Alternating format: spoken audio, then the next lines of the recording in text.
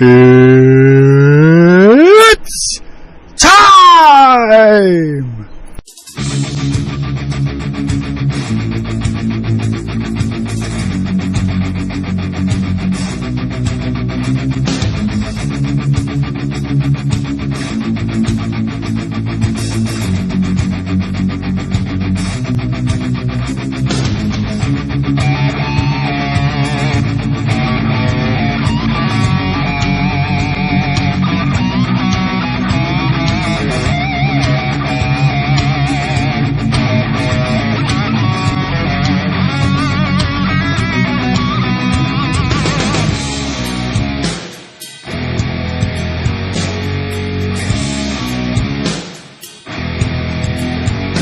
Hey everybody, welcome to this version of reality. I am Liamo All-Star, and this is custom commentary of UFC 217. I'll be covering the three main title fights of this card, that is to say, the women's strawweight title match between Rose Namajunas and Joanna Jędrzejczyk.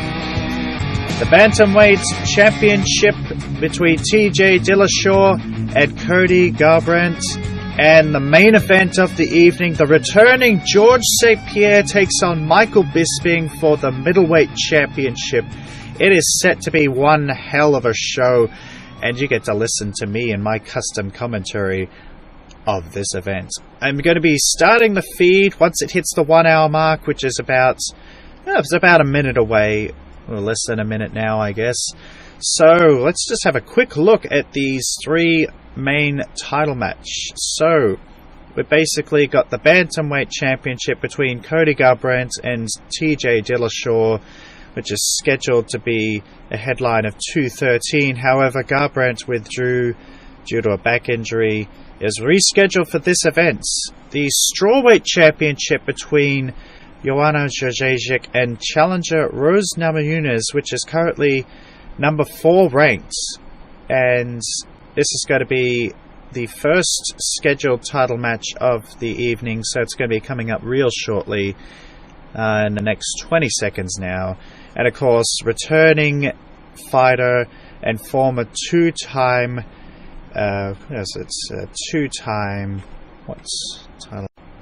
my apologies. Former 3-time welterweight champion George St. Pierre is absolutely the greatest, or one of the greatest UFC fighters in the UFC, and Michael Bisping is aiming to take him out. Here comes the live feed, the 1 hour mark. For those who want to sync it up, 1 hour is now hitting. I'm going to turn the volume up and get the feed going. It's the end of the fight between I'm already screwing this up. Thompson and Masvidal. It looks like he's about to finish him off, maybe? Like I said, I'm only covering the 3 title fights because I'm lazy and because, well, the 3 main events. So we'll look at the results before we go into anything, because the entire card, the preliminary card, spoiler alerts for people who haven't seen the event, Curtis Blades defeats Olasik Olenik by Dr. Stoppage in the heavyweight match. The bantamweight, Ricardo Ramos first defeated Ayman Zanhabi via KO by spinning back elbow. Good for him. In the welterweight division, an interesting loss, because Mickey Gall was defeated by Randy Brown. And Mickey Gall is a guy who's defeated a couple of headliners. He was the guy who defeated CM Punk in his debut in the UFC, but he lost via unanimous decision. And in a light heavyweight, this is a preliminary card still. Vince St. Prix defeated Corey Anderson in the light heavyweight match. Mark Godbeer defeated Walt Harris in the heavyweight match, and in the lightweight match in the preliminary cards, James Vick defeated Joseph Duffy. And so far in the main card, Apollo Costa defeated Johnny Hendricks via TKO, and we're about to see I believe this is going to go to the difference between Stephen Thompson and George Masvidal. So as we're waiting for the main card, the first title match, which is going to be Rose Namajunas, the 4th ranked fighter in the strawweight women's division, and Joanna Jędrzejczyk. Now, the interesting thing about this is that there is a record on the line, so there is something for Joanna Jędrzejczyk to lose. See, in the women's division, the most title defenses by any female competitor has been none other than Ronda Rousey at 6. And in this right now is set to be history, because Joanna Jędrzejczyk, I believe, also has 6 title defenses. So she's at 5. She's at 5 at the moment. So if she wins against Rose Namajunas tonight, she ties Ronda Rousey for the record, and then her next title fight after that, she's set to break the record. So she is out to get this record. She's basically it is the other thing as well. What interesting about this is the composure of Rose Namajunas in this whole thing, because Joanna has, especially in their weigh-in and the matchup, you know, how they come together, you know, the face-off in the weigh-in, and Rose Namajunas gave her a bit of a kiss with a fist, just sort of extended her fist right out into her face and just sort of gave her a fist, you know, in the face as she walked off. And Rose Namajunas just sort of stood there and remained completely unfazed. Now, that kind of makes her a bit of an enigma for this fight when you think about it, because there's 2 ways you could interpret that. Either she was too afraid to do something, or she's holding everything back until the fight. But perhaps there is a bit of both, and I speak from personal experience. When keeping it all in, there is definitely fear there, but I'd say that Rose is definitely in control of her emotions. She is well composed. What it's ultimately going to come down to is not psychology in this fight, but whether or not Rose can actually beat Joanna Jędrzejczyk.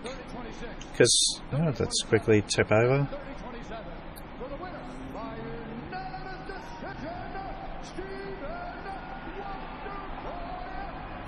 So Stephen Thompson in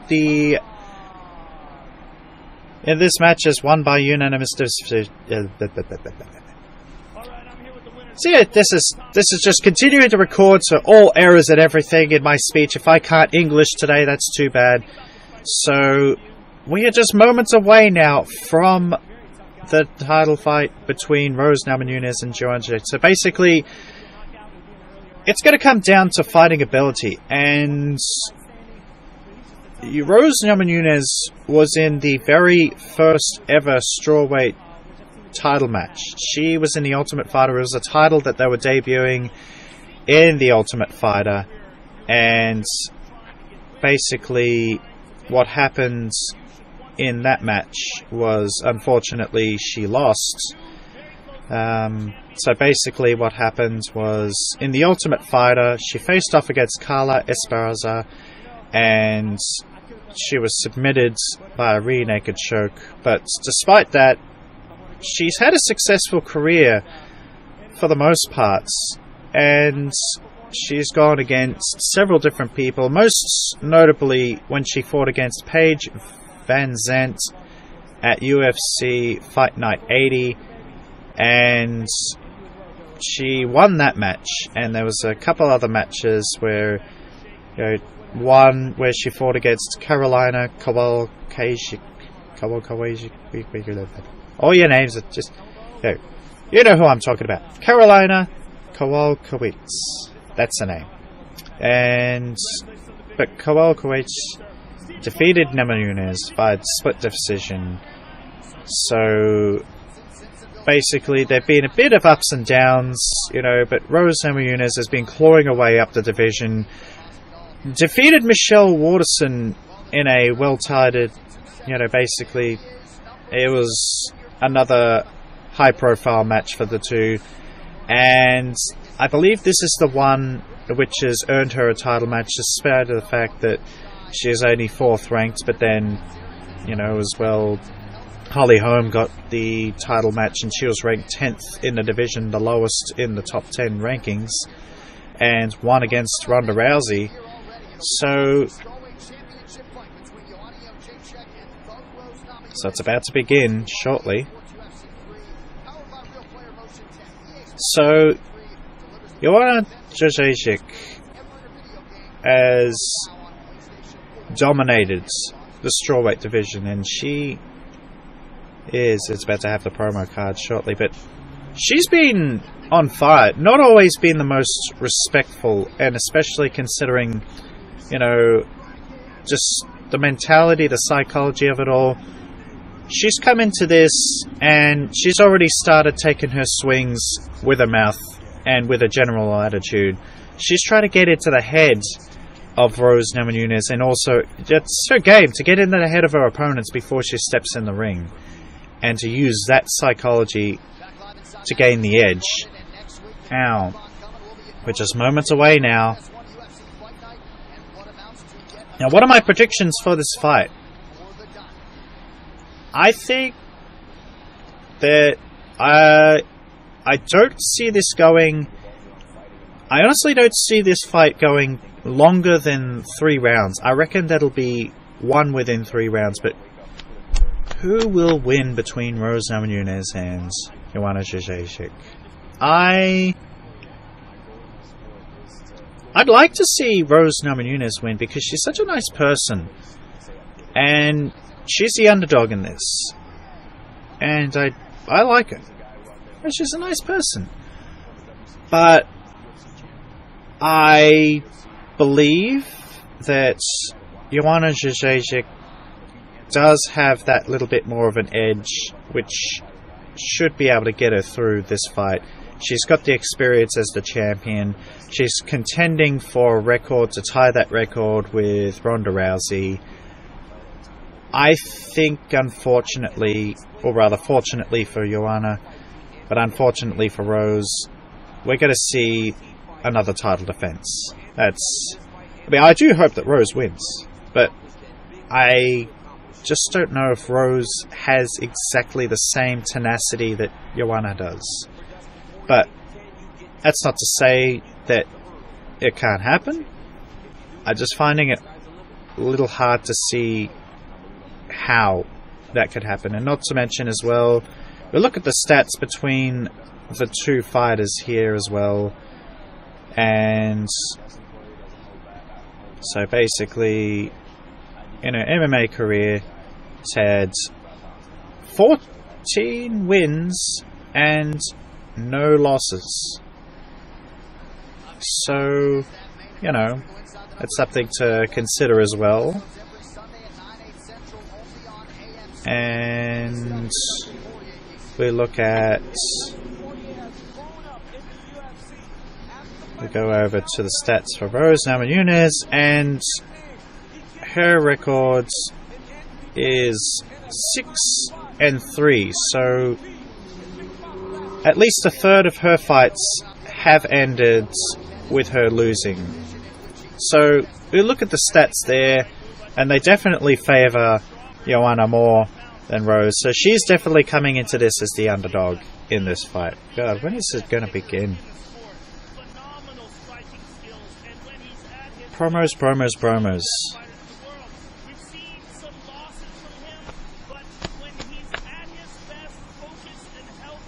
Yeah, we got all my commentary here, and that's what's keeping this going, unless people are just basically watching the UFC and listening to that commentary. But it's like, come on, give me the fights! Just get to it already. Yeah, what about this fight over here? I'm going to talk about this fight. Oh, well, I have this opinion about this fight. And then there's me with my little opinion about what the opinion of the people with the opinions are. Now we're talking about another fight card. Get to the point. Get to the damn card already. Come on! Pay $50 for this. We'll have a match. The $50? 60. Yeah.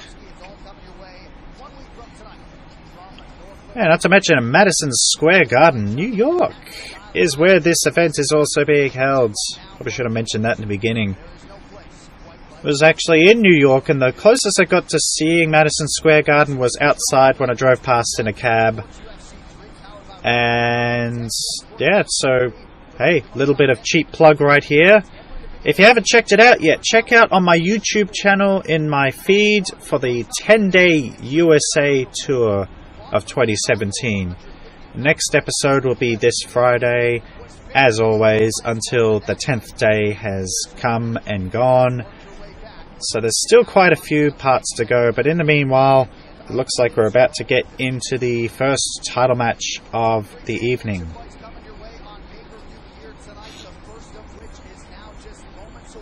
Maybe turn the volume up just a little, so we get a little bit of background noise.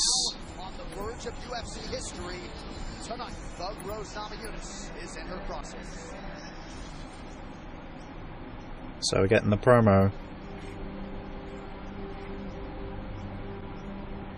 It hasn't been an easy road getting here. It's been all hard work and dedication, but having fun with it at the same time. Just working really hard and having fun with it has been the whole main focus getting back to this point. I want to show everybody that I'm the real champ. So first title match since the very first ever, since the inception of the Strawweight Championship. So Rose has had a long road to get back to this point. It's a second ever title match. I want to be better fighter, better champion with every fight. She has been vicious and ruthless.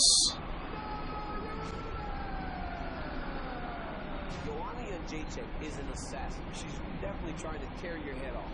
Unbelievable kickboxing world champion, UFC champion. Nobody ever thought that we would see another women's champion as dominant as Ronda Rousey. Joanna Jacek is knocking on the door, and it does not look like she's about to slow down at all. I want people to remember me as one of the greatest UFC fighters. You see that? She's going for the greatest.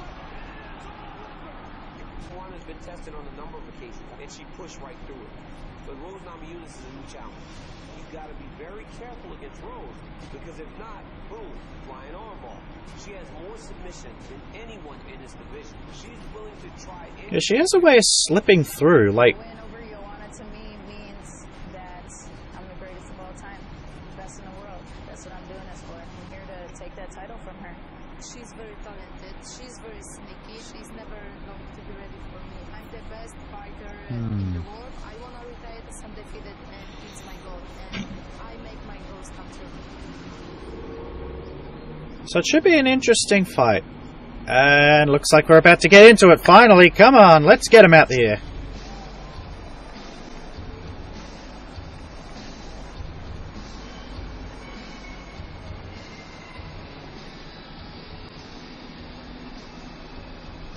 So you see the composure there. I mean, that kind of composure is restraint of emotion and also keeping control. Just keeping it all within. That can be a good thing or a bad thing, because it depends on what you feel like at the time and what you keep it within. If you're feeling nothing and you just basically... That could be it very well as well. It does look like she is, for the most part, composed. She's definitely got her mindset, but I'd say that there's a little bit of uncertainty there for the moment at the very least. Well, she has to get the fight to the ground, right? She has to get the fight to the ground, and she needs to get the fight to the ground early. Because the longer she stands... Got enough lip there? It's like... Bleh. It's like, yeah, let me just eat your face. Before the fight. Save enough for the other person, you jackass!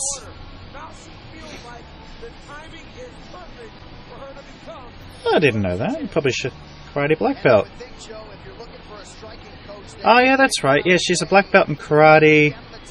Oh, she a black belt in taekwondo, and also Let's quickly check that. Yeah, that's right. Yeah, black belt in Taekwondo, black belt in Karate, brown belt in Brazilian Jiu-Jitsu. I almost forgot about that. And then, of course, Joanna Jędrzejczyk, a dominant kickboxer. I think that was already well and truly covered in the fact that she's the champion. And here comes the champion!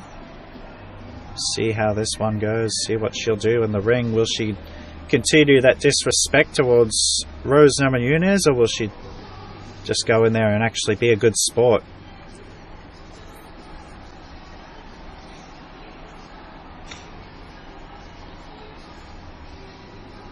She looks a little nervous. See, the difference between when Rose went in, yeah, if she was nervous, she was composed, but Joanna,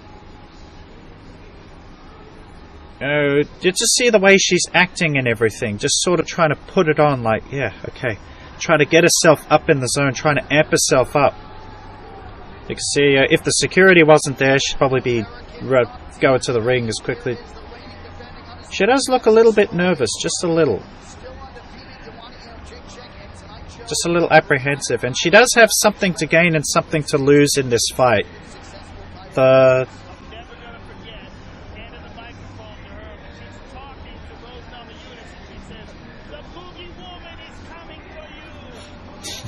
This commentators, what the hell are they talking about?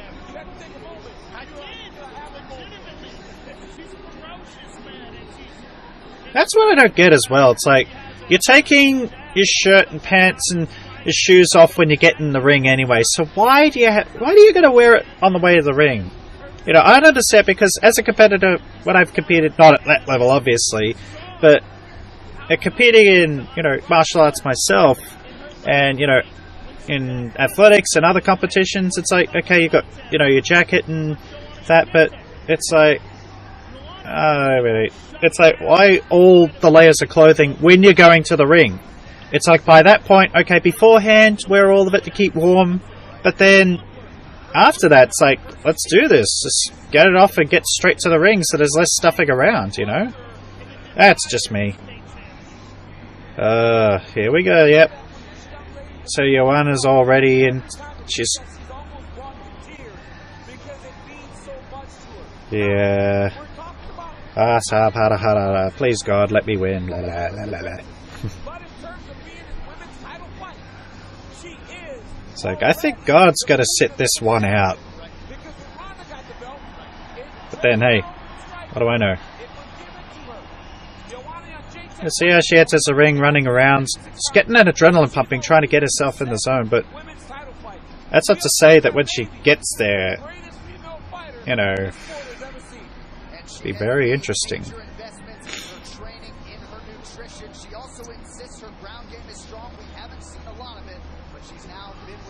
Yeah, she just wants to get right into it. There's a little bit of nervousness there.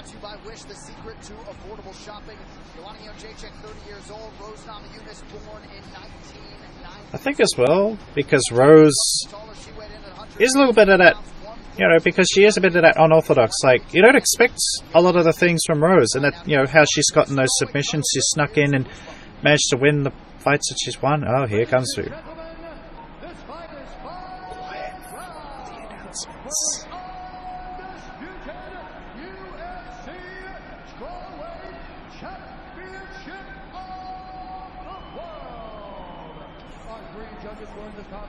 Okay, I'm just going to say it real quick. What's with that suit? I don't know. Kind of, you know.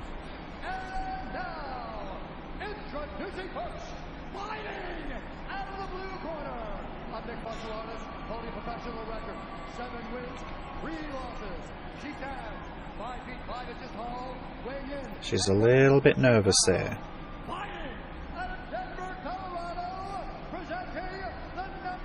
But she's really composed. She's in control of her emotions. That's a good thing.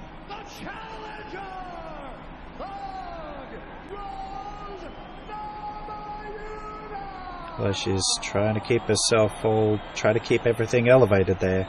And now introducing the champion, fighting out of the red corner, a striker holding an undefeated professional record, 14 wins, no losses. She stands 5 feet 6 inches Yeah, you see that? She's not, she's letting her emotions control her right now.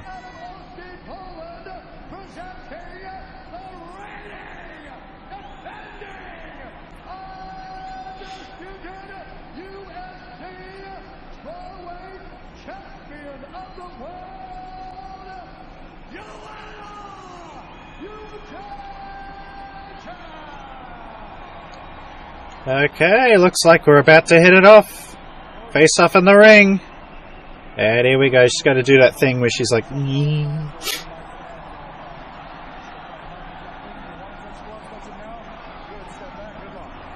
Oh, look at that. It's like that weird contortion of the neck that Joanna does. Like, I can't do it. I'll probably break my neck. The head will fall off. Okay, here we go. Yes! Awesome.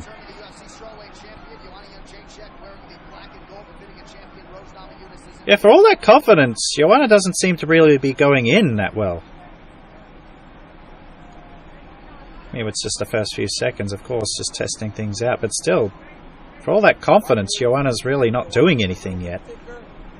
Yep, she's a little bit bigger, and that's why she gets the question to whether or not she's going to ever fight up at 125, because she is a little bigger for the weight class. Okay.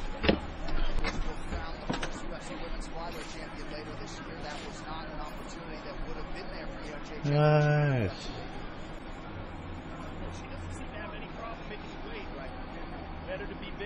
Yes. So, not really a lot. Oh! Rose has got through the guard already. She has to really stay within herself as she attacks J-Check. It's that composure. She's able to see right through right now. This could be interesting.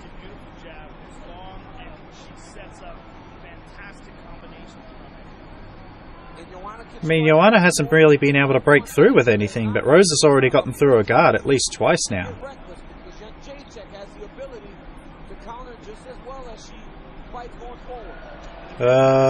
See, she's trying to back her off with that. She's using those kicks to back her off, but Rose is still getting through.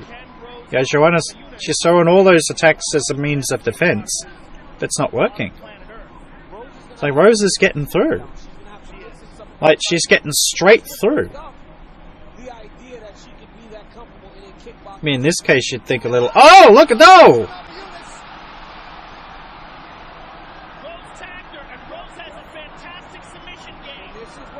Yeah, it looks more like she tripped, but then... It's still not a good position for Joanna.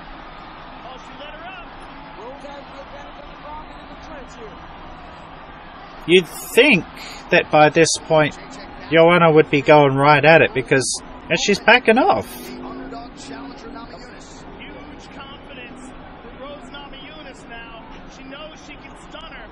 But Rose kind of got hit back.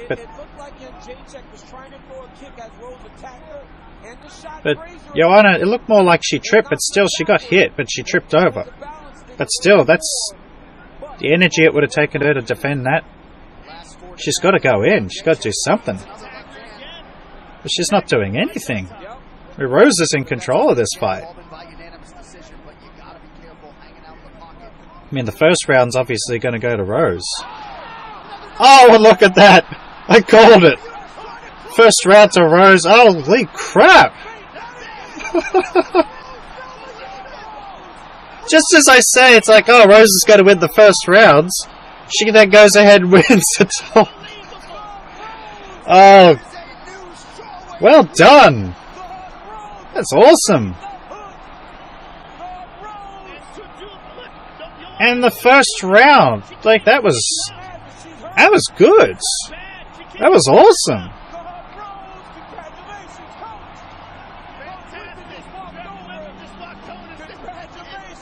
But Joanna really didn't do anything in that fight. That's the thing. She didn't do anything you know, it was all more or less her attacks were... She did the attacks as a means of defense, but she didn't go on any real offense. She was just all testing the entire time. They're showing that replay. See, right through. Right through. And then Joanna didn't get, you know, she didn't recover at all. And then she's tapped out to the... She didn't bother to... You know, I think in this instance it's safe to say that Joanna definitely dished it out, but she could not take it. Absolutely. I mean, in terms of the lead up to the fight, you know, Joanna was very disrespectful to Rose, and you know what? I think, well done, Rose, and congratulations. That is awesome. She was in the first ever title match for the title, and now finally she's found her way back to title contention in a second title match in her history as an MMA fighter, and she's won. And a black belt in karate, of all things. Yay!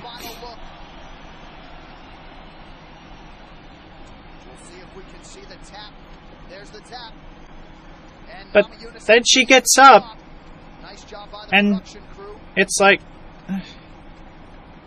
I'm sorry, but if that was me, I wouldn't be tapping out. I mean, look at it, she's up.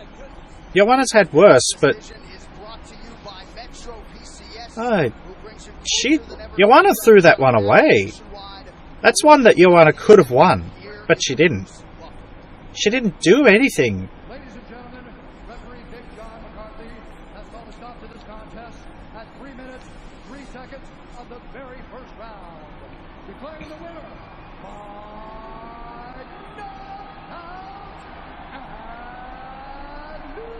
knockout. Oh. There's all that emotion contained, and now she's just letting it out, and just a little. You see her, she's just composing herself against, like, yeah, nope, just contain it in. Here's the fight. I'm at a loss for words. That was unbelievable. Joe Rogan. The winner and new UFC strawweight champion of the world, Rose Namajunas. How does that sound to you? Man, it sounds like butter. Sound like butter. Does this even feel real? No, it don't. I feel like a movie right now. There was so much tension and so much emotion leading up to this fight. The weigh-ins, she was saying all kinds of crazy stuff to you, and you were reciting the Lord's Prayer. What was going through your mind when all this was happening? There's so much like crap going on in the media, news and stuff, and I just want to try and use my gift of martial arts to try to make this world a better place, to change the world. This belt don't mean nothing, man. Just be a good person. That's it. You know, this is extra. This is awesome, but let's just give each other hugs and be nice, man. I mean, I know we fight, but this is entertainment. You know, afterwards, it's nothing. Rose, out of all the ways... That is almost an ironic statement. Winning by knockout was very Be nice to each other! You had caught her early with a right hand, but this left hook is what closed the show. You dropped her, you saw her legs give out, you saw her eyes roll back. What went through your mind when you saw that happen? Just confidence, conditioning, composure, content. I'm a champion. That's all I was saying the entire time. Just my mantra. When you dropped bombs on her and she tapped due to strikes. I've never seen that before. A person tapping Champion of the world. instead of trying to get out of it. How do you feel? It's just weird, you know? Person, man. That's it. I'm just regular. Ain't nothing special here. There's something special whether you admit it or not. Congratulations on an amazing performance. It was an honor to call your fight. Rose Namajunas, ladies and gentlemen. Hey, congratulations! Here's your free t-shirt! Let's hope that it's in your size. The 303 training center rep gets it done, and 303 of the opening round. I wonder how much that shirt costs at the merchandise stands. It's like, yeah, here's a free t-shirt and a belt. But there is a new fighter at the top of the heap at 115 pounds. Thug Rose. Phenomenal. That's awesome. You know, after everything that Joanna did leading up to the fight, I mean, a better person couldn't have won that match, I reckon. Especially after that. You know, the fact that even after the fight, although notice she didn't say anything about Joanna. They didn't ask anything about Joanna. She's gone. Like, she's not even there. I mean, that's just, sorry, but bad sportsmanship. And Joanna threw that one away. She should have won that. You know, you look at her record, you look at what she's done in the UFC, and she went in there, and she didn't do anything. She didn't do anything to try and win that fight while she was there. And then when she was in that position where she was getting struck, she didn't do anything to get out of it. She just tapped out, like she just gave up. I guess now it'd be interesting to see just how Rose's title reign goes. Like, how long a stretch will she have as champion, and what kind of champion will she be? I guess that's definitely something to keep an eye on. You know, because I still see, she's the champion. That's great. Still someone at the underdog champion that's come into prominence, has won the title. I think now, look forward to her next opponent and just keep on training and make sure, will Joanna invoke a rematch straight away? Will the UFC give them a rematch and straight away? Who knows? UFC 218, Detroit, Michigan. Unbelievable atmosphere for Max Holloway versus Frank Edgar.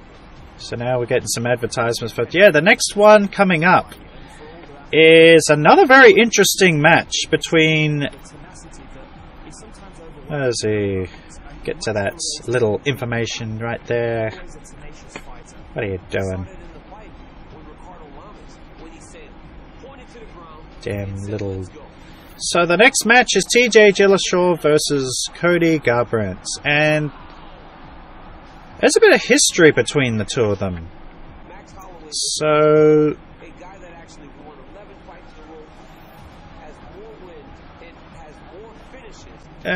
so it was something along the lines of they were. So I'm just looking through because there is history between these two, and it's rather personal between them. And I'm just trying to get it specifically.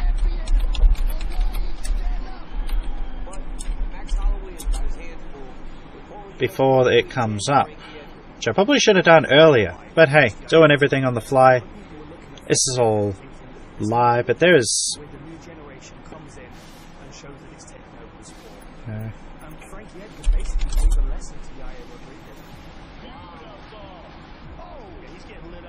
But yeah, it's coming up.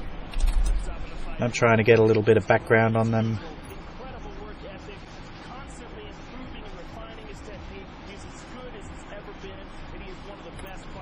So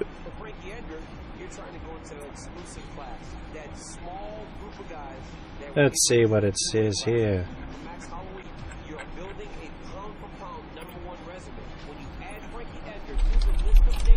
Why does TJ Dillashaw hate Cody Garbrandt? I am incredibly pumped about this fight because I think Max Holloway is a special fighter, and I think special fighters. If I could actually get a decent, fast internet connection in Australia. Amazing fighter who's a former champion at 145, who I think, judging by the Yair Rodriguez fight, not just has a lot left in the So it comes down to the fact that they're basically in the same club or the same team. So it says here, rivalry. Why is this taking so long to load? Why can't Australia have faster internet so I could just read it already? Ah!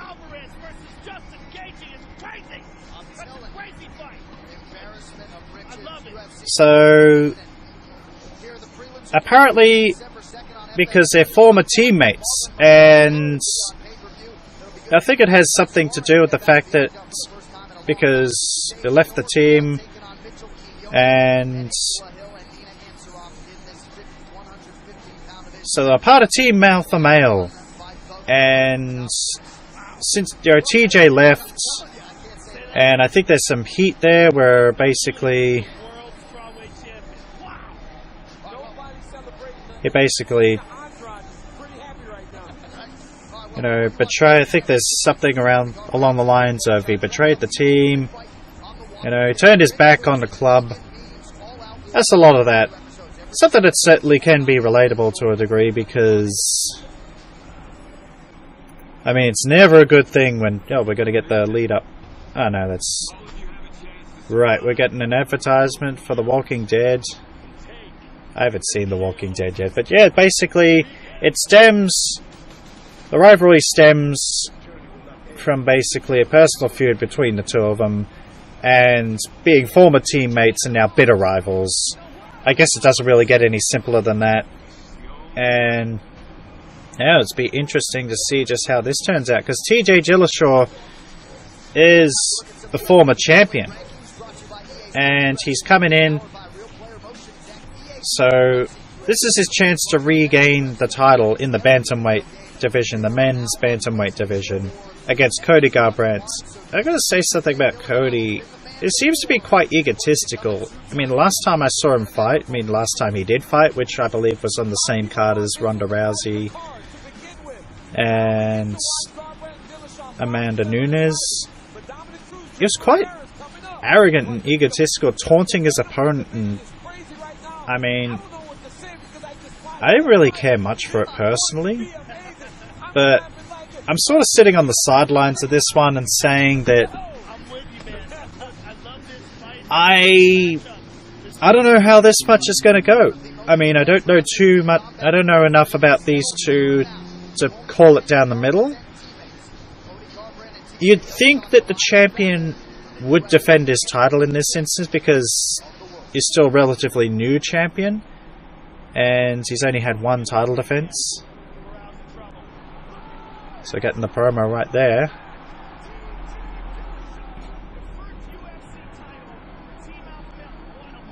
So they were in Alpha Male, Team Alpha Male. Recognize the enemy.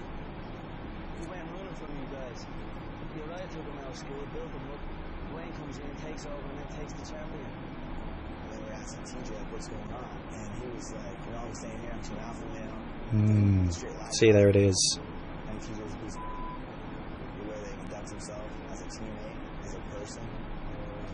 So it's basically because he left the club. They're stuck in their gyms. It's team off nervous everywhere. But this has been a masterclass in footwork and movement from the former champion. He's continuing to get better. This is the best we've ever He's got a good style, though. Garbrandt has been a knockout artist of the highest order in his MMA career.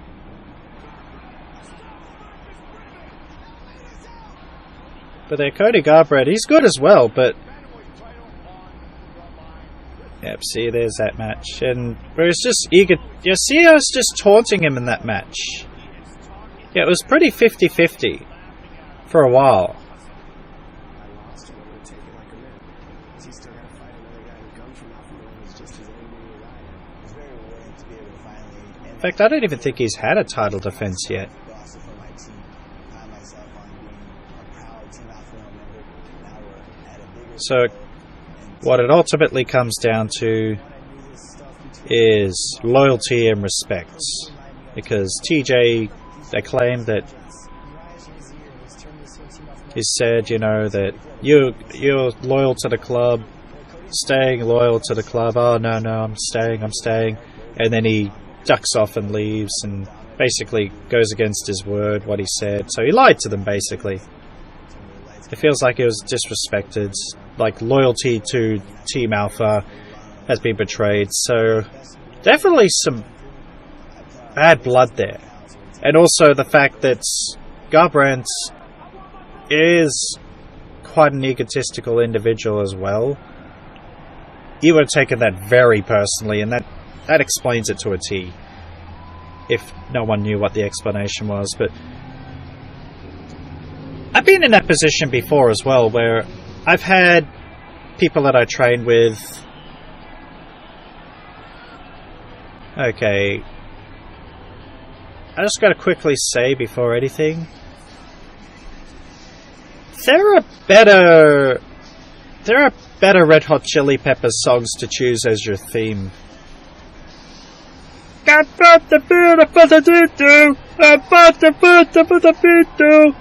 California! But yeah, back to my point, because I've had, when I was running, martial arts club, from time to time had people that, would stop training just because their life took them on a different direction, a different path. Once in a while, you get that one person with the ambitious, parent, or just the egotistical person that's trying to mold the club into what they want it to be rather than what it is. And maybe just egotistical, disrespectful, doesn't want to follow the rules, and wants your club to conform to their standard rather than them conforming to your standard, at least, in terms of, how things are done. And because especially when you get ambitious parents and a child, and their special little child isn't getting all the attention that they wanted to get, and we're not treating them, like they're royalty. Everyone's equal. Even if you are talented, even if you are very good, it's like, what, at the end of the day, that means nothing. Because in that tournament, you're the best, but outside of it, you carry that attitude and be disrespectful, you get no special treatment.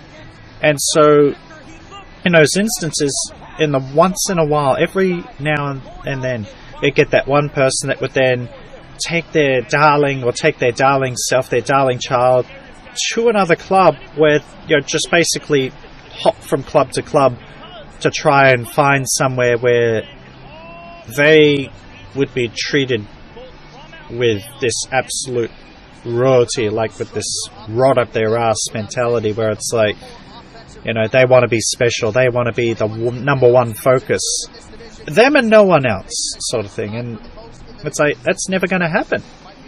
Never, because, you want to be treated as something special yourself, and be disrespectful to everyone else and act like I'm the best and no one's better. Like, you don't even have to be polite, you don't even have to treat others with the same, go around hitting other students, just taking cheap shots and everything, and having no respect for anyone but yourself, and not even really having any self-respect to be a decent person.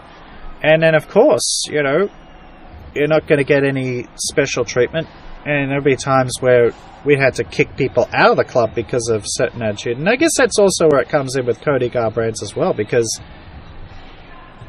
if he did that, like all the taunting and everything, that disrespectful attitude in the ring, some people are for that and like, yeah, that's cool.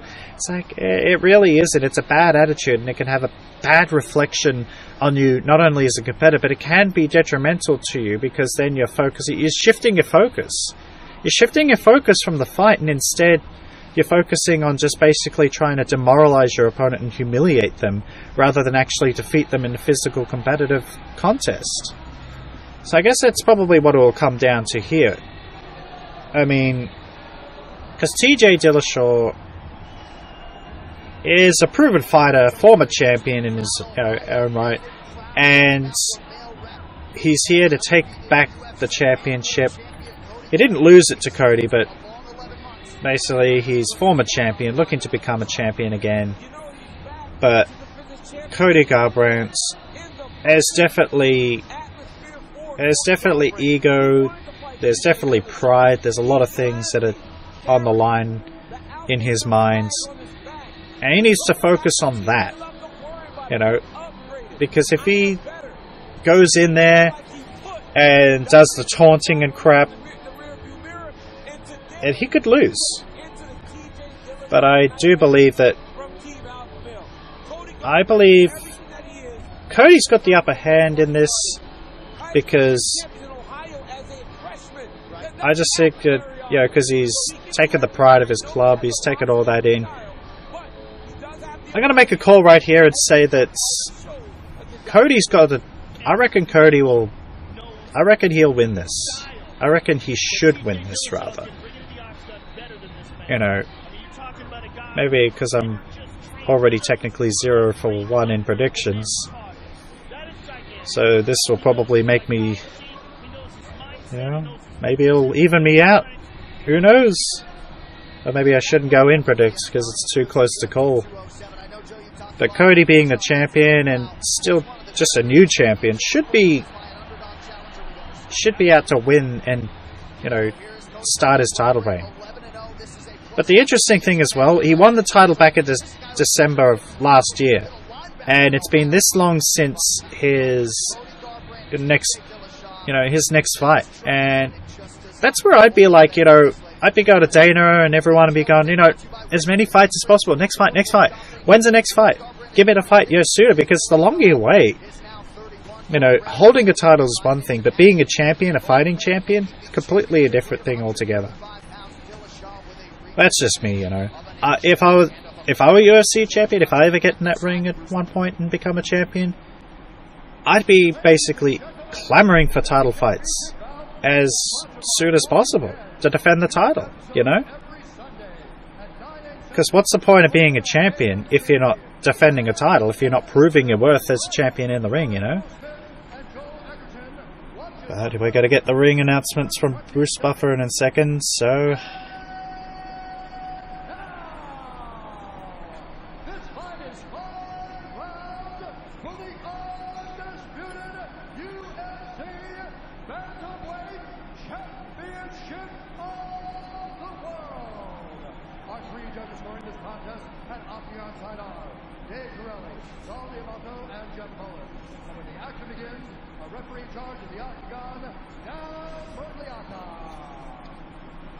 Introducing first, fighting out of the blue corner, a Bang Muay Thai fighter holding a professional record. The audience does not like him. He stands 5 feet 6 and 1/2 inches tall, weighing in at 135 pounds. Guess the audience values that loyalty as much as everyone else.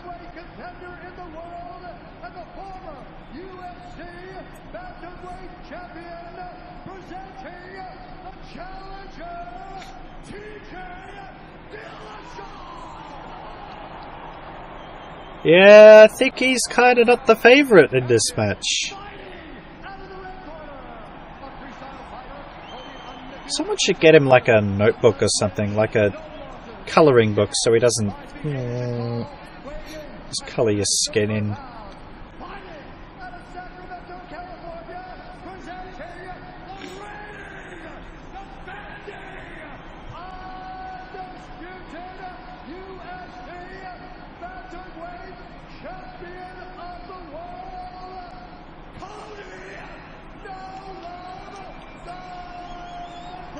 So Cody's the favourite in this one because you just tell from that audience reaction, they don't appreciate TJ Dillashaw's lying and lack of loyalty as much as the person standing across from him in that ring. Oh, see, there's that disrespect from Cody right there. Oh dear. He has no respect for TJ right now. None. But still, even if you don't like the person, touch gloves. Don't be an ass. And we saw what happened with Ronda Rousey when she did that. And, yeah. TJ has a remarkable ability to be calm in big fights. You saw that in the Henry Corral fight. He came out fighting Corral like he was What the hell is that? very loose and relaxed, and he looks that way now. He's smiling. TJ Dillashaw smiling. And he loves competition. He No, loves no. to fight. This is Okay, I get the former kick of everything, but he's just throwing those kicks and turning his back. That should be when... See, he did it again! And they feel if he does that, he opens himself up. He get hurt bad. Yeah, he should be going straight in. I mean, unless that's what he's trying to do, lure him in, but... I mean, those aren't very good kicks at all, and they're pointless. It's just waste of energy and leaving him wide open. second mistakes that can cause you to get knocked out. But you can see right now TJ's being egotistical, whereas Cody's being serious. And that's where he needs to be. Whether it be the hand, You know, that composure. That's what's going to get him the win. sure, that sets him up. He can't But blind His kicks! What the hell are you doing? Yeah, stupid kicks. Yeah, I bet you he does another one in the next 3 seconds. 1, 2, 3. Nope, I guess he's thinking twice. Oh yeah, just... He's turning his back to him. So I guess that's probably a little bit of disrespect as well on TJ's part. Throwing those moves and not expecting anything in return.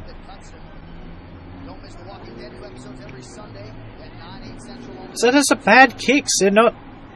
I mean, he's not even committing to the kicks he's doing. He's just wasting energy. And if it's going to go 5 rounds, which I don't think this will, I reckon another within 3 rounds, the way that it's going. It's going to... It looks like it's just going to take, like, these 3 title matches. Seems like it's only going to be, like, because for the most part, the technique, I mean, apart from his kicks, or the technicality and everything, composure and what have you, it's going to take a small mistake to make a big difference. I mean, we saw that in the Joanna and Rose contest earlier. I could see it going much the same in this fight here. See, oh, look at that! He's going in. See, he turned his back. Now, see, that's what he needs to do. As soon as he turns his back, capitalize straight away. See, he's wasting energy. Take him, go in, go straight in. Because his defense will be right down when he's turning his back. There's not a lot he can do if his back's turned here. It's definitely a lot more intense, a lot more happening than the last fight. A lot, but not a lot at the same time, if that makes sense.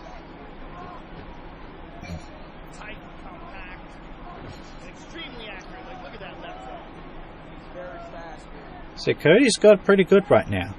TJ's still, he's trying to find a way through and he can't. They keep throwing those kicks like they're supposed to do something, but he's not even committing 100% to the attack, so why bother? So that one he did.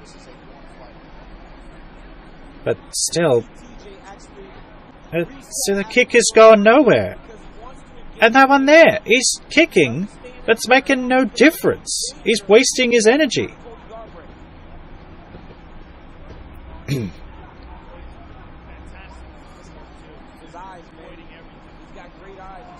So you can see now, because he's throwing those kicks and everything, he's worn himself down a little.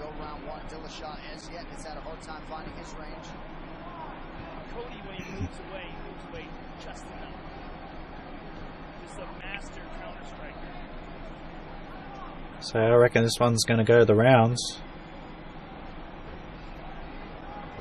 Is anything actually going to happen before the end of the round? Can he close it out?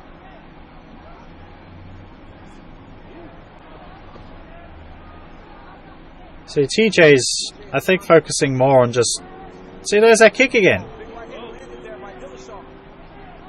It's desperation. He's not doing anything to actually win the fight at the moment.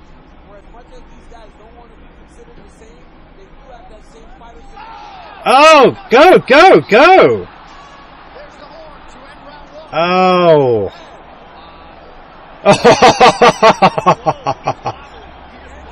Okay, I'll pay that one, but still...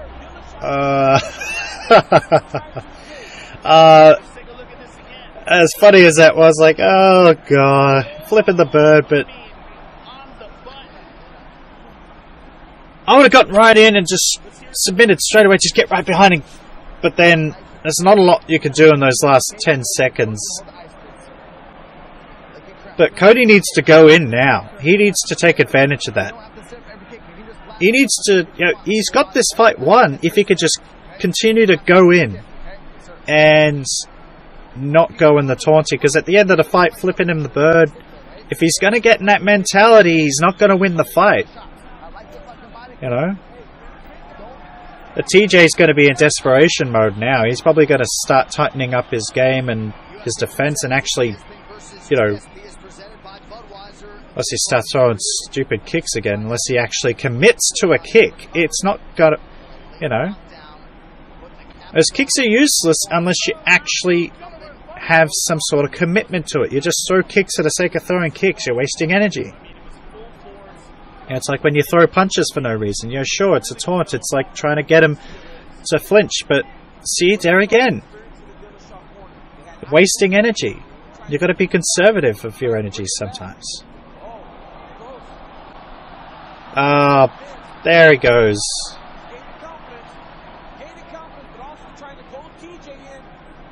See, now he's in taunt mode. Now he's thinking cocky, ego. Cody's probably throwing this away. He needs to stay in that mindset that he was before that got him that clean shot that almost finished the fight in the first round.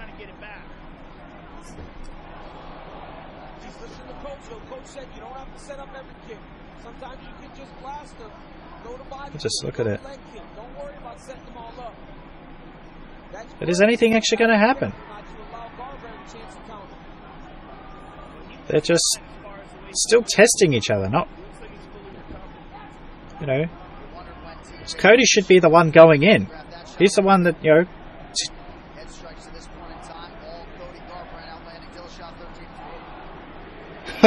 Hear the audience chanting. Hey, they clearly love TJ here. Oh, see, now that's what you got to do. That's the kind of kick. That kick.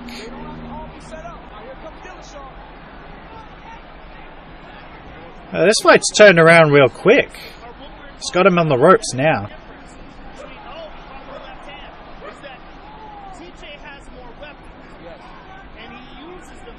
But Cody's throwing this one away. See, right there.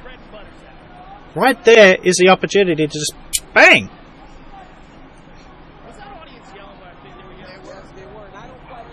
Yes, they were, guys. Yes, they were.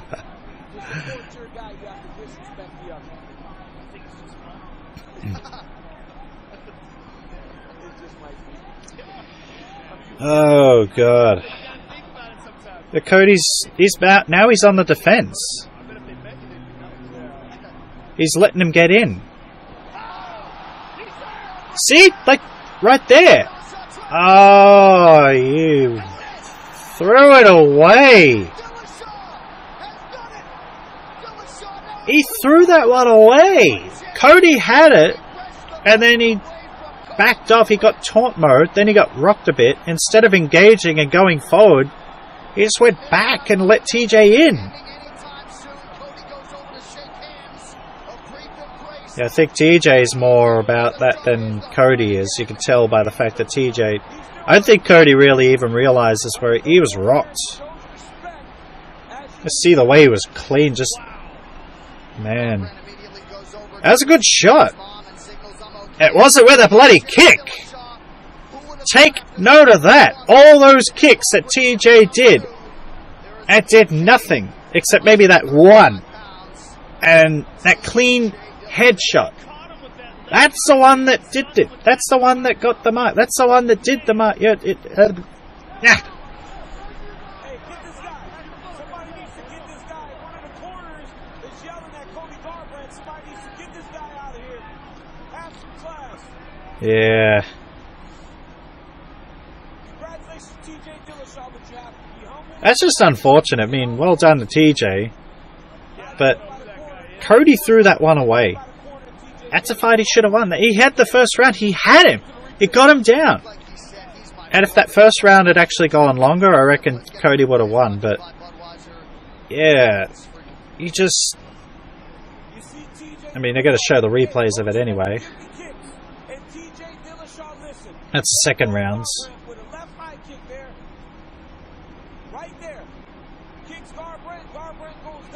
But then after that, he backed off. Ah, bloody notifications interrupting my recording. So, look at his eyes. He doesn't even know where he is at that point. He's done. It's finished. He doesn't even know where he is at that point. That was... Yeah. Jumps on him, gets the finish. Congratulations to TJ Dillashaw, two-time UFC bantamweight champion. That's interesting. Incredible, and again, he felt like he never deserved to lose this belt. And Dillashaw celebrating. That's unfortunate for Cody, but then at the same time, it's like, you threw that one away. You're the one that threw it away. You're the one that lost this fight. It was his. It was his to lose, and he lost it. You know. But you know, it is what it is. Little mistake. You know, little mistakes, and it's been very clean and technical, these matches. It's been good. This is a good fight card.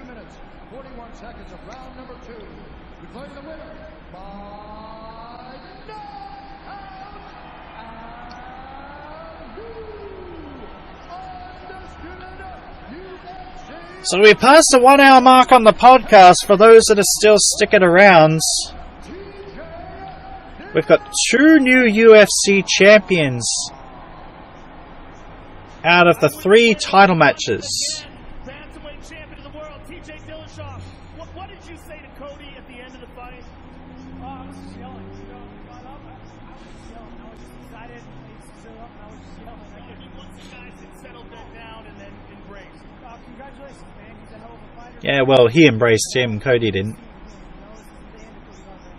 this was a phenomenal fight for you, and the win even sweeter because you overcame adversity in that first round. There was a wild exchange at the end of the first round, and you got clipped. How hurt were you? It gets fast, man. It gets hard, you know, and you can't condition. Yeah, take a look at that. You know, the better shape you are, the better chin you have.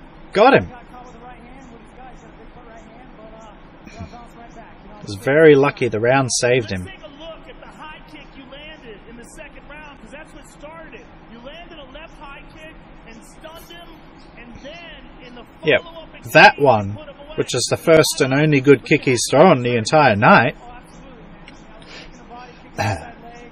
He's trying to. He's And got it then, out of the way. boom. But I knew that head kick was eventually going to open up, get him to drop his hands, rolls his hands a little bit low. That To take advantage of it. Now, after right this there. close loss to Dominic Cruz and then the excellent performances afterwards, how sweet Bugger. is it to finally have that belt back around your waist? I mean, it's around my waist this whole time in my mind. I was fighting number 1 contenders. I should still be the champion. I am the champion. This is my belt. Demetrius Johnson, I'm coming for you. I'm breaking you. You got that record that is fake. You know it. You should have been fighting me. You dodged me. I'm coming for you. I'm getting that belt. I'm coming 25, and I'm stopping your record. Congratulations, sir. An outstanding performance. The new champion, ladies and gentlemen. So there you go, TJ Dillashaw, champion once again. And now we're going to get into the main event. That should be interesting. You got Michael Bisping, defending champion, and George St. Pierre, former champion of a different division, hasn't fought since 2014, but the argument is he hasn't stopped training in martial arts. He's continued from there. He's taken time off. He basically went into retirement, or you could say, I guess, more or less a sabbatical. You know, just taking time off from the UFC. Now he's back. He's going into the middleweight division as a new challenge. Michael Bisping goes for a second successful defense against the returning former welterweight king George St. Pierre. It is brought to you by EA Sports UFC. So Powered by Real Player Motion Tech. that's definitely one. It's going to be a very interesting match because I want to lean towards the champion because he is the champion, and because George St. Pierre hasn't fought in years. He has been in the UFC ring for quite some time. And there's one thing about training for martial arts and actually being in that ring. There is a difference. It might not seem like it. Like, even if you have sparring bouts in your club, in your organization where you train, and you have match after match after match after match, bout after bout after bout, opponent after opponent after opponent, it's still not the same as being in there, because it's like there's a different kind of energy required, a different kind of fighting altogether. it's as if nothing can all truly prepare you for when you go into the ring, you know, especially, you know, with regards to any martial art, really, you know, because there's, you know, there's that professional, there's the training fitness, and then there's the fighting fit. In that ring, the mentality is different. You know, I guess how you use your energy can be different, and how you apply things in training doesn't necessarily, it may not work when you get into that ring. All the things that you tried, all the things that you trained to do might not necessarily work. It might not necessarily happen the way that you thought when you go into that ring. And a lot of people, you know, that I've fought against in martial arts, in competitions, there are things that I've trained for that have worked. There are things that shouldn't have worked that have worked. And there are things that aimed to make that the game plan to just run through a division, and they'd already had something to counteract that, because that's the other thing as well. Because the different kinds of training. There's some people could be training to defend against what you're training to do on the offense. You know, different kinds of training. You know, something as simple as footwork could be all the difference. You know, the kicks, punches, different techniques, submission holds, you name it. It all has, you know, there's so many variables. That's why it's very difficult to predict these fights, and I guess that's why I'm technically 2-0 right now. I initially had basically put my prediction down that, you know, Bisping, because he's a middleweight fighter. George St. Pierre is, what is it? What's the division below? Welterweight, I believe it is. So that's a division below. And as a welterweight, that's a division below. He's been a champion in this division. He's up to a heavy division. He's a smaller guy, whereas Bisping has trained his entire career as this middleweight fighter. George St. Pierre hasn't. So he's obviously put on some bulk, he's put on some muscle. It's going to be interesting to see how he's able to carry that extra load, you know, because like I said, training in that conditioning and with that, you know, additional mass and everything, and also skill set, and the fact that, you know, you could train for it, but then getting into that ring and putting it into application, you know, I guess, you know, it ultimately comes down to the old saying, you know, there's theoretical and then there's practical. And sometimes, you know, theoretically things don't apply practically. Sometimes things practically don't apply theoretically. You know? So, we are about to head into the final match of the night. I guess it just depends how quickly they want to get to it. They want to do all the promos and lead up and everything.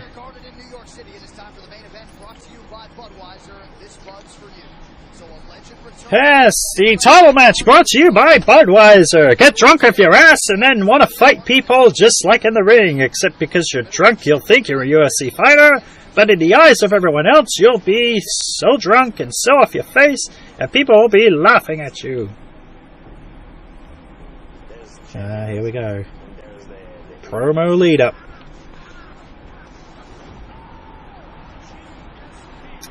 This could end up being my longest podcast ever,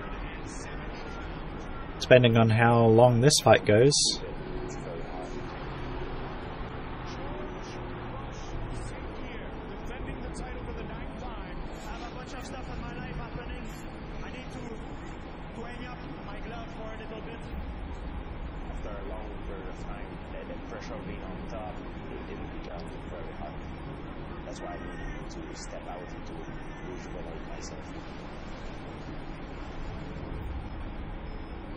Should be doing some pretty intense training.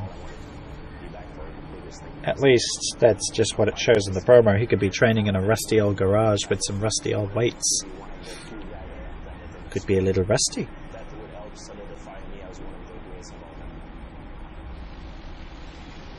This whole storyline with him being amazing, stepping up a weight class after 4 years out of the time. Wow, what a legend.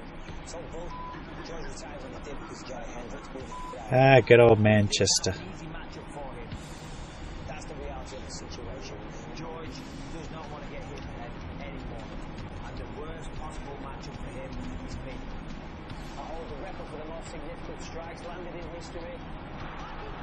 I mean, there's a lot of truth to what he's saying, but at the same time, I would not underestimate George for 1 second.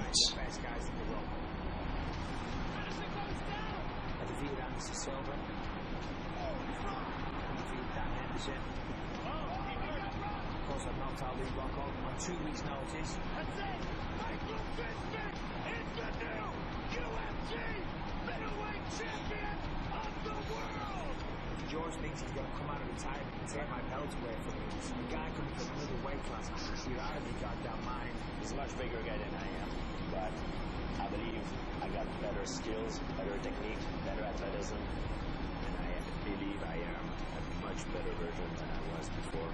This is the new George St. Pierre, everybody. He's coming back a better version. What the do you think this is? We've all evolved. We've all got better. That's the name of the game, George. Hey, George, where's your belt? Where's your belt? You don't have one. The sport moves on, buddy. You want to be the best, that's something. Yeah. Be normal. You need to be obsessed. I guess this one's definitely it, because George St. Pierre is a traditional martial artist. And We can all dream, but dreams don't always come true, George. He's going to lose, and he's going to lose viciously. so traditional martial artist.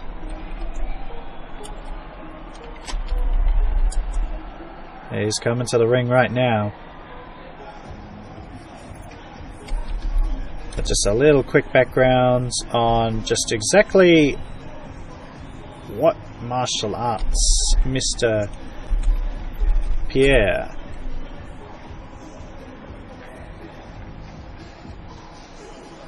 So George St. Pierre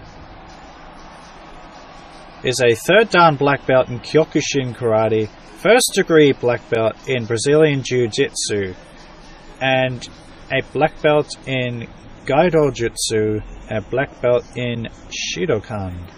So basically what that means, Kyokushin Karate, that's full contact karate, a 3rd dan black belt in that, and 1st degree black belt in Brazilian Jiu-Jitsu, which that's quite impressive. You know. Gaido Jutsu is,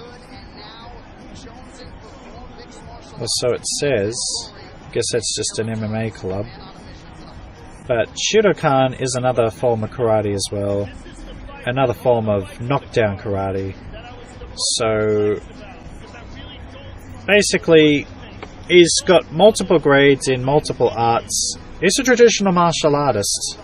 And then we've got Michael Bisping, who is very much the street brawler. You know, the guy from Manchester, the guy,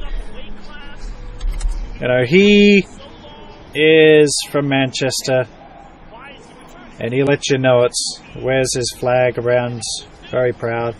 But you're a brown belt in Brazilian Jiu-Jitsu, and so what's going to come down to in this case, because in terms of the technical ability, George St. Pierre has a lot of ability, whereas Michael Bisping has the size and also the fact that, well, he's been active in the UFC for quite some time, and not to mention the fact that this is going to be the first time that St. Pierre has fought in this weight division.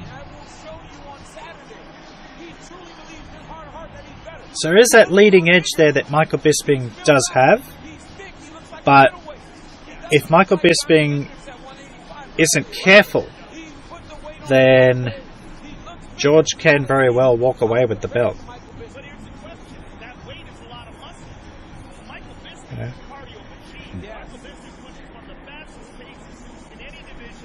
But it's the one thing as well, because Michael Bisping's had the most wins in the UFC men's history. He's had a lot of victories, and he's gone into detail about who he's beaten, just what he's done. That can come into play as well, but then what does it mean because he hasn't beat George St. Pierre, you know? Well, what a positive crowd for Michael Bisping. I guess you can't really blame it because Michael Bisping has been very verbal and... yeah. What a theme song to walk out to.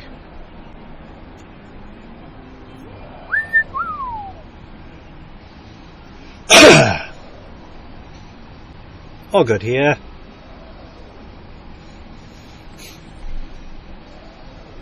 So this is the final match of the evening, and as of the podcast as well, we're heading up to an hour and a half. Thank you for everyone who's still sticking around, by the way, who hasn't. And for those of you who just want to get to it, just scroll. The main point is that you're listening, or that you're watching. This is a history-making custom commentary in this version of reality because it is also the first time that I've put through a live video version so you can see my lovely face. And those of you wondering why I don't have the UFC in a corner somewhere, well, obviously copyright reasons, cannot do that, don't have permission obviously, and don't want to get any strikes on any channels, have content removed. I mean, having the audio at the level that it's at is acceptable enough because it is commentary, it is review, you know. If I gained permissions for it, you know, then, you know, maybe look at that down the track, but for now, this'll do, you know, have me playing in the background while you watch it, or, you know, but you can hear it all well, hopefully. We did some test audio. And we'll probably do some more custom commentary in the future. Might be a while before the next one. Might get into some movie custom commentary, which was the original intention when I followed up the concept. But hey, here we are right now. And we're about to get away with the fight. Of course, we've got to wait for the old announcement from Bruce Buffer. It is going to be epic, this fight.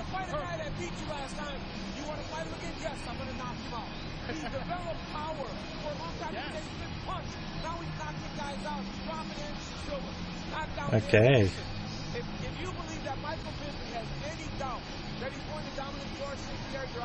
I'd say they're both very confident going in, but then all the promos and everything beforehand, Michael Bisping certainly had the more dominant personality, whereas Bisping was a little more submissive. Like, he, you know, Michael was a bit more touchy-feely and doing a couple of things, you know, taunting and, you know, talking trash, whereas Michael Bisping was sort of more like, yeah, okay, whatever. So, I mean, it could be just like the last couple of fights, you know, the champion coming in egotistical, or more egotistical than the other person. You know, it come down to composure, come down to focusing on the fight rather than basically trying to be psychologically dominant of your opponent. Here comes the announcement. So, shh.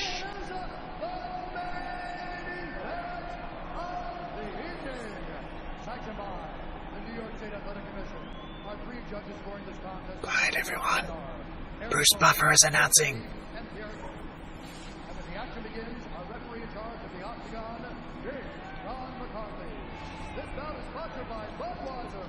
Big John McCarthy needs to lose a little of that love handle there. Needs to get a little less big and a little more fit. Be fit, John McCarthy.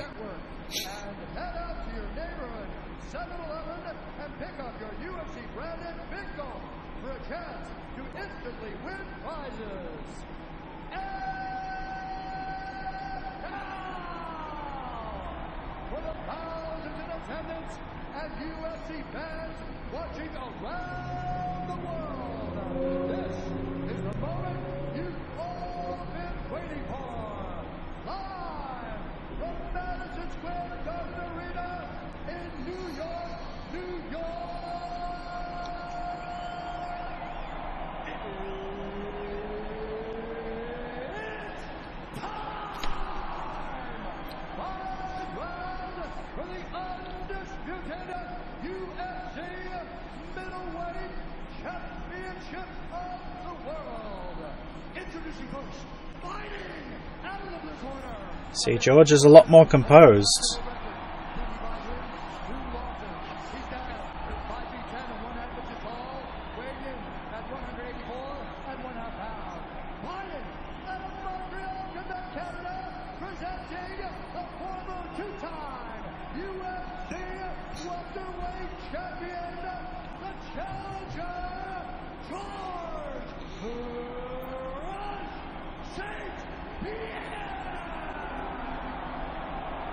See that composure right there, and look at the difference between him and Michael Bisping.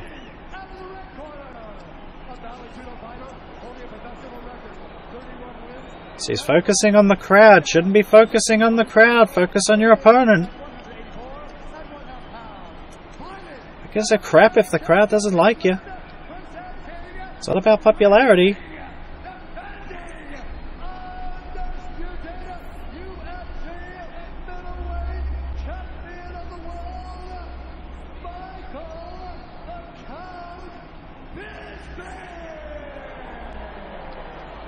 So not the favourite going in, but the champion nonetheless.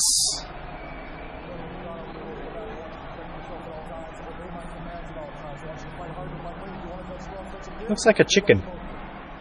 I'll just see that. Just frickin'. That was just a touch of the gloves. That was like fisting him. Like, brr! Just punched his glove out the way. That's it. See, you see the difference in composure. You know, because already Michael Bisping could be burning energy just by emotion alone, just by basically amping himself like, let's do it! Whereas George is calm and collected. And that's what he needs, especially, you know, if he doesn't have, you know, this is his first fight as a middleweight. You see that kick there? That's clean, crisp, you know. The difference between that kick and the kicks that TJ was doing. You know, he knew that it was just a test kick, so he didn't put all that energy into it. You know? But you just see this technique. You can see that karate technique right there. You know, and the footwork and everything. Whereas Michael, you know, just sort of more the brawler type. Just got to try and come in over the top.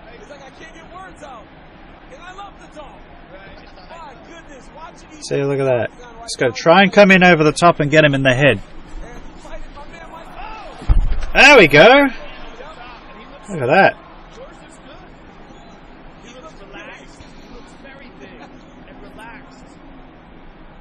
So some nice clean shots there. I mean, they're not effective yet, but shots like that, they're effective. Even if they don't do anything, it's conserving energy. And yeah, I agree with Michael there. It's like, what the hell was that? Come on. That wasn't a very good kick.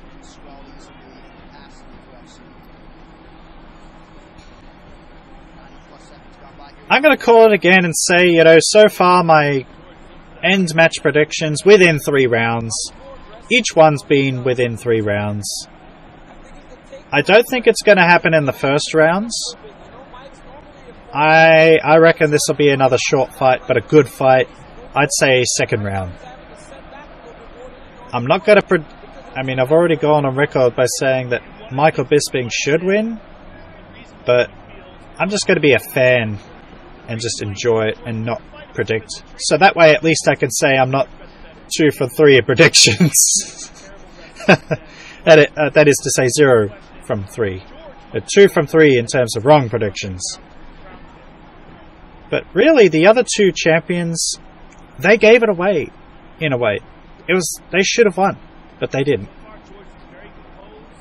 But, you know, I'd say TJ Dillashaw, you know, or Cody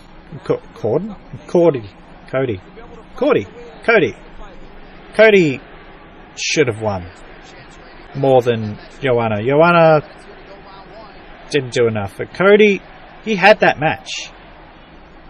Joanna had a little less, but Cody had it for quite some time. He threw it away. See that? You know, George is going to come over the top. He's going to get that technique in. It's got to counter everything that Michael does, get straight on through. Even if it doesn't knock him out, it's going to hit its mark, it's going to be effective. Because that's that technique of the karate fighter. You know. Timing looks very good. I mean, especially considering how long he's been out of the octagon. Seems fast. The jab fast, movement fast. He's got a good defense as well, good guard. As Michael's on the ropes, Michael's got to push forward, otherwise it's just not going to happen. And those kicks... it's crap. Shouldn't be throwing those kicks.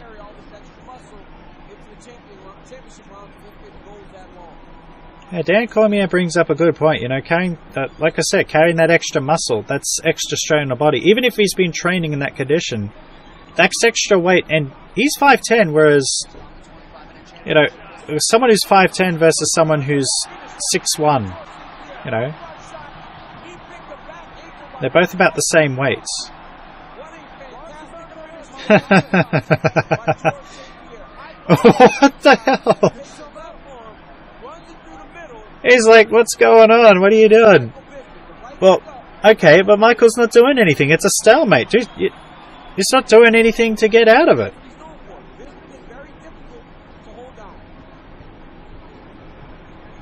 Oh, goodness. I mean, you're sitting there. You're wondering, oh, you gotta let us up. It's like, stand yourself up, get out of it, man. I mean, George has got this, he's controlling this entire fight. But that kick, that was a dumb kick again.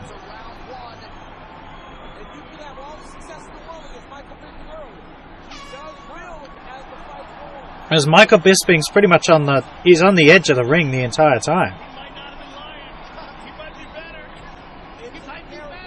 He's taken a few hits. So if Michael wants to win it, he's got to do something. That was awesome right there. That, not so much. Look at that. Boom. Catches him on the chin, off balance. Yeah, kind of clipped him, but still ineffective kick. You know, they're playing it up like it was better than what it was, but from a martial artist perspective, you know, yeah, that punch was a lot more effective than that kick, trust me. And that's going to be the difference. So the podcast is now at an hour and a half, but I reckon this is going to end shortly. So I don't see this match going past the second rounds. Especially after the shots that George gave to Michael. I just got to wear his health down just a bit. That little health bar there, it's just a down a little further down. I guess George is even aware of that. So he's coming straight in. He's coming straight for him this time. He's pushing him to the edge. He's going to make him make that mistake and then capitalize on it. So Michael Bisping, even when he kicks, he's on the back foot. So he's still kind of on the defensive. So George is getting every one of those punches is making a mark. It's hit. That's what he's got to do coming in. Straight in. 12 UFC title fight wins for George St. Pierre. Last finish though against BJ Penn. Yeah, George St. Pierre's got quite a history of records and everything. And so Michael Bisping has got to do more. He's not really doing anything. And you see that punch, he's already wasted all of his energy defending and amping himself up. He might not have enough to finish this fight off, but George still got enough. You could just tell the difference. Yeah, they're both starting to sweat quite profusely, but still. You know, the fact that Michael's not doing anything at all. He's not trying to deflect. He's not trying to move. Ah, go away with your notifications! It's runs in my recording! We'll check it real quick. It might be important.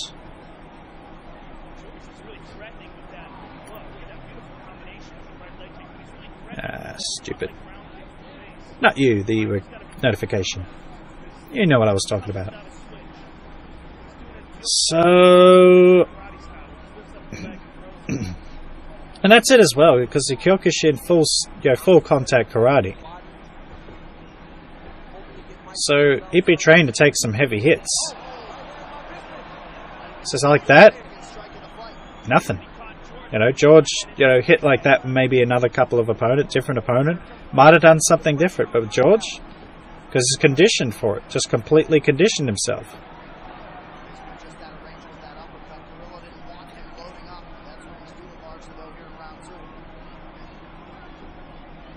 Yes. Now, as we're moving into the second round, the question becomes, are we seeing George St. Pierre slow down? So we're seeing, Michael's starting to try a little bit. It's too late, George has already got it figured out. And I reckon it won't be long now. I reckon we're going to see a new champion again. I mean, it's been the trend tonight. 3 new champions. See, another clean shot by George. Another one right there.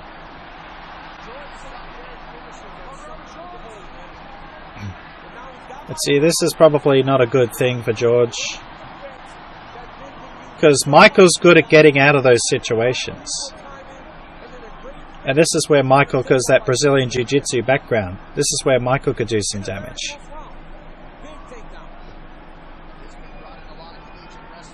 Is that... Michael's being cut open.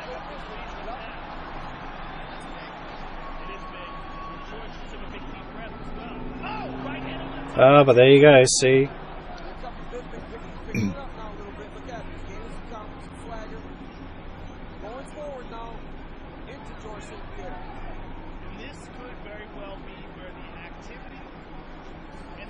See, another clean shot, straight down the line, straight in.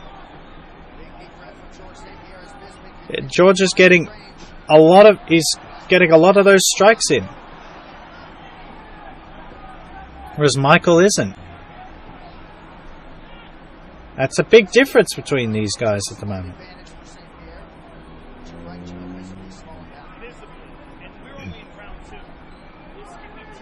Yeah, now they're starting to slow down just a little. Just a bit.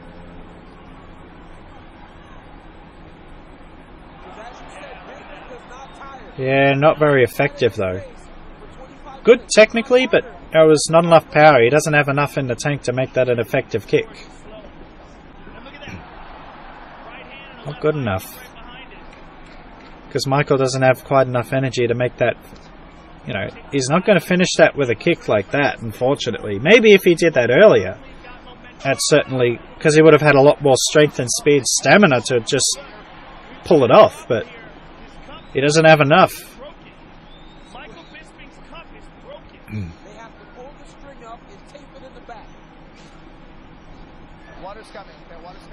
So we're going into round 3. Oh! Ooh. Oh! I'm okay. It's all good. Everything's good. Everything's fine.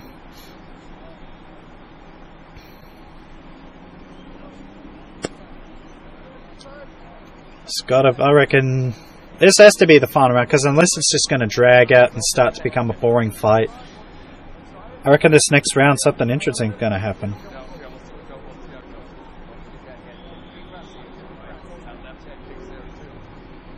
It's kind of exciting, don't you reckon? To see just exactly what's going to happen, who's going to win. But it looks like George has probably got this one. I mean, he's already up and ready to go. Michael's still trying to get... using all his time before...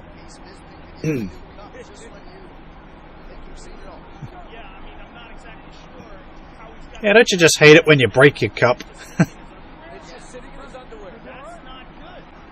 But what are they talking about? It's just sitting in the underwear. I mean, there are 2 different kinds of cups. One with the the adhesive straps, and the other one... that's what they're designed to do, to sit there.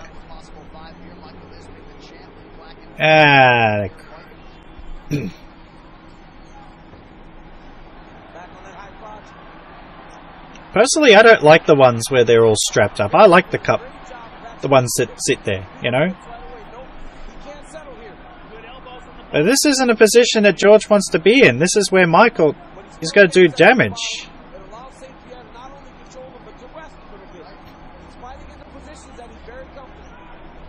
And to be expected that the early shot from St. Pierre would be coming. See, he's doing damage right there, so... Bisping is trying to set up an arm. He's trying to hold on to the right arm of George. Oh, dear. He's cut. St. Pierre's cut. Bad. So he's cut him right open. So Michael Bisping has him right where he needs him right now. That Brazilian Jiu-Jitsu. So I don't know why George would go for the takedown. Because he's just allowed for unnecessary damage right there. And yeah, I don't think that was really necessary, to be honest. Because if he could turn him around there and get a sleeper on him. I mean, sure, George might be in control, but Bisping is the one doing the damage here. That's the thing, you know. So I wouldn't be getting in that position, especially with someone with a Brazilian Jiu-Jitsu background. You know, there'd be a karate background. You know, not in something like that. Because now you're just basically wasting energy, wasting time, and now he's suffering damage to the head. Because look, George is cut right open. He's continuing to get hit. Yeah, now he's got the Crimson Mask going. Those who don't know what a Crimson Mask is, look it up. I don't know time.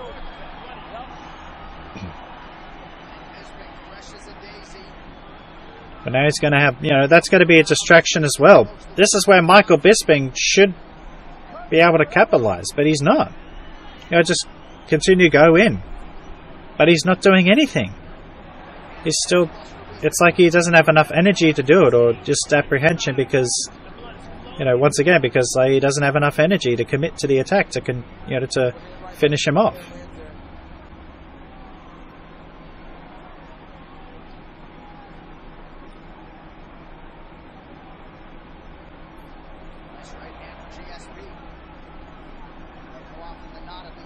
I think Michael's done.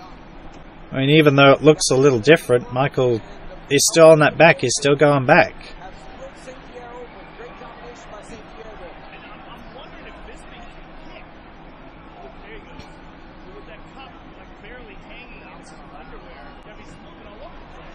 He got one good lucky shot.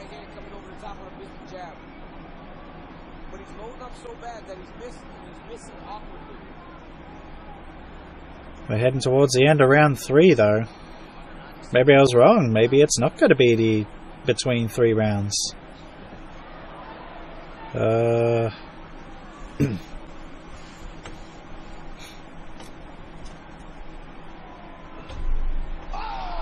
Oh, got him!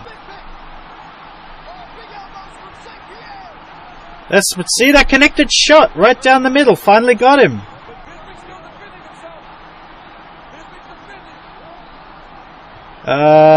Michael's trying to turn his back. I wouldn't do that. He's trying to cover. He's trying to turn. He's trying to get out. Nope, he's done. Michael, he's not going to tap.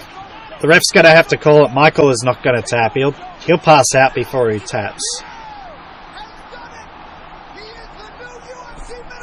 See those shots down the middle? Each one of them connected and finally wore him down enough, and that was it.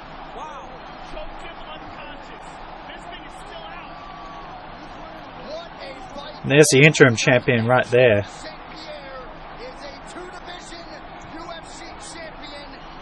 But to see, look how cut up he is, though. It was unnecessary damage that he suffered because he went down for the clinch.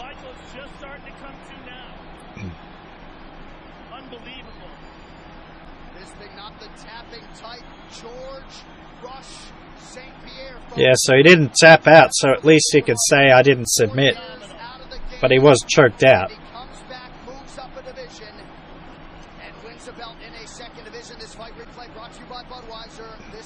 That's respect right there. So that's good sportsmanship.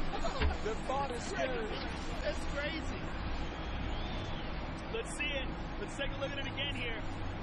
Let's see, that's dangerous spot. Like, he got him with the elbow. It's like, that's a dangerous position. Shouldn't have stayed in there.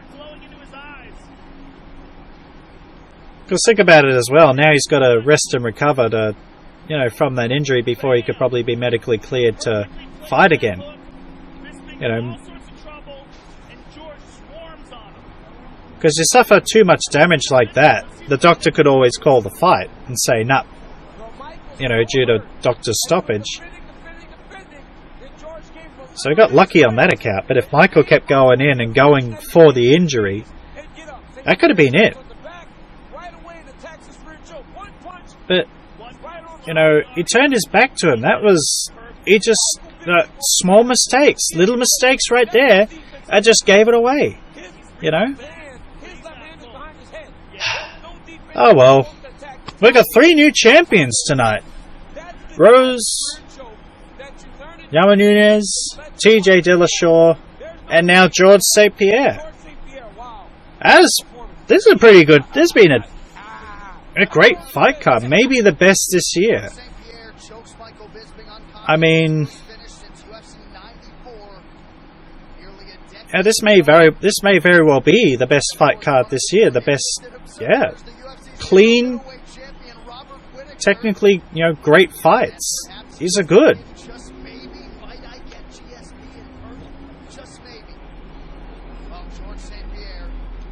So now we're getting to the ring announcements shortly.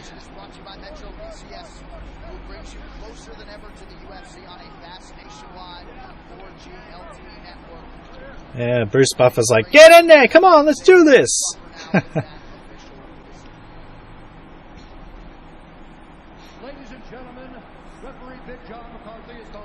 Still just don't get that suit top.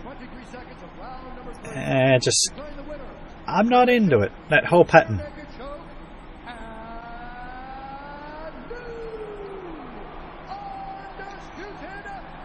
Congratulations, George.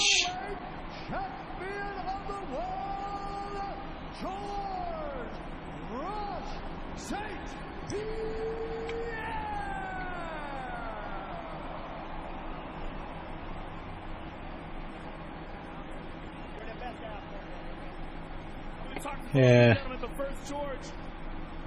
First of all, congratulations. First time in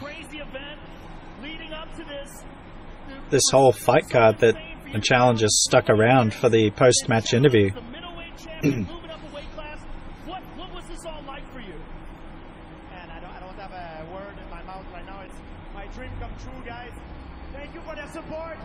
Everybody here that came to support me and my coach. It's a great sport. Thank you. We'll make a living because of you guys. Thank you so much. My dream come true. George, there was so many years out, but you came in and you looked very smooth and very relaxed. Was there anything that felt surprising to you? Well, he hurt me very hard. You know, after the time I got stunned, I tried to hide it. So with that, he's tied the most wins with Michael Bisping. To do that fight again. Oh. Sorry. See you back in here again, and surreal to see you once again as the UFC champion, but now the middleweight champion and 2-division champion. Are you going to maintain 185 pounds? Are you going to stay at 185, or are you going to continue fighting? Yeah, he's hoping he does. Well, this is not really my real weight. You know, I did it for the challenge, and it was a time in my career I was too busy. The challenger were one after the other, and I was too small to go up. I wasn't even small for welterweight. Now I'm still welterweight size, but I decided to take a shot because I put on some muscle mass. There's a point that it's too much, but now now I'm at the point that is okay, you know. Let's take a look at the big screen, George. I want you Couldn't to have said it better myself. Please, because I don't even remember it. You caught him with a left hand. Let's take a look at it here. Perfect left hook here. And this is where you hurt him. That's when he dropped. What was going through your mind? Do you remember? Yeah, I knew. I mean, I don't want to give away for Michael, but I studied a lot of Michael's tape. I knew he had problem with the shot coming to his right.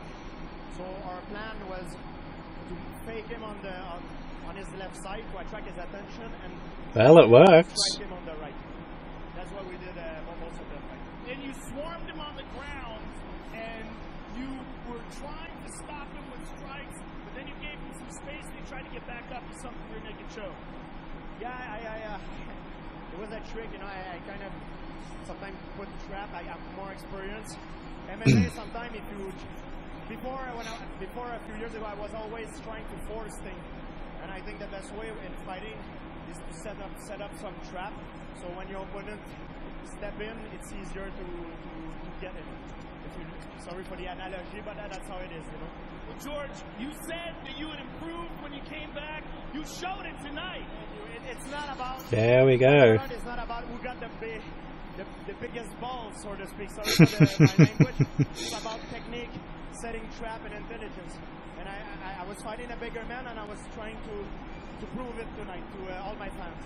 You were the greatest welterweight of all time. It's beautiful to see you back again. Congratulations on winning the UFC middleweight title. That's awesome. Man, he's the toughest guy I've fought. This man is amazing. I'm a fighter, but I've been a fan of this man. He's a true example of hard work and perseverance in the sport. So, Michael, man, all my respect to you, man. George St. Pierre, ladies and gentlemen. That's awesome. But also good for Michael actually sticking around, you know, the post-match interview. Well, you got to give it up for George, guys. You know, congratulations. He was a better man tonight. New York, you know, I came out here, I fight my ass off. I say a few things, just trying to be entertaining, trying to make you, oh, fuck it, I'm trying to get through my day. Doing my thing. But listen, George was a better man. Hell of a fucking squeeze he's got there, man. So, you know, give it up for George. Not a lot else to say. For everyone that supported me throughout my career, thank you so much. My wife and children, they're sat over there. If it weren't for them, I wouldn't be here right now. These guys behind me, Murillo, Brady, Raphael, Scott Prohaska, Dean Amasinga, everyone, the UFC, thank you all. You know, I'm not done. I know I spoke about retirement, but George was a better man today. You know, simple as that. No excuses. You beat me, fucking showed me out. Congratulations. You're one of the toughest guys in the game. There's no doubt whatsoever you will be back. Thank you very much, sir, for an excellent fight. Michael Bisping, ladies and gentlemen. Yeah, he's a bit disappointed, but you know what? It is what it is, but that was a great fight card. It ultimately came down, like, each one of them, like, little mistakes. And the champions are the ones that made the mistakes, and the challengers capitalized on it fully. I'm impressed with UFC 217. I mean, what do you guys think? I mean, if you guys actually watched it. If you didn't, then, and if you've never seen MMA card or UFC before, definitely watch this one, because this one, it was a good fight card, and you got 3 title matches, 3 title changes, which is, I don't believe has ever happened before as well. They're quite the stacked fight card. Congratulations to Rose Namajunas, well done to TJ Dillashaw, and definitely congratulations to George St. Pierre. That's his first fight back at the UFC, and he won the middleweight championship. So that's pretty much the end of the UFC 217. I mean, there might be some extra commentary at the end and analysis of the fight card, but I think I'm going to call it right there, because we're nearly heading to 2 hours on the podcast and on the custom commentary, and I hope you guys enjoyed it. If you did, be sure to like, share and subscribe, and as always, my name is Liam, and I will see you guys next time.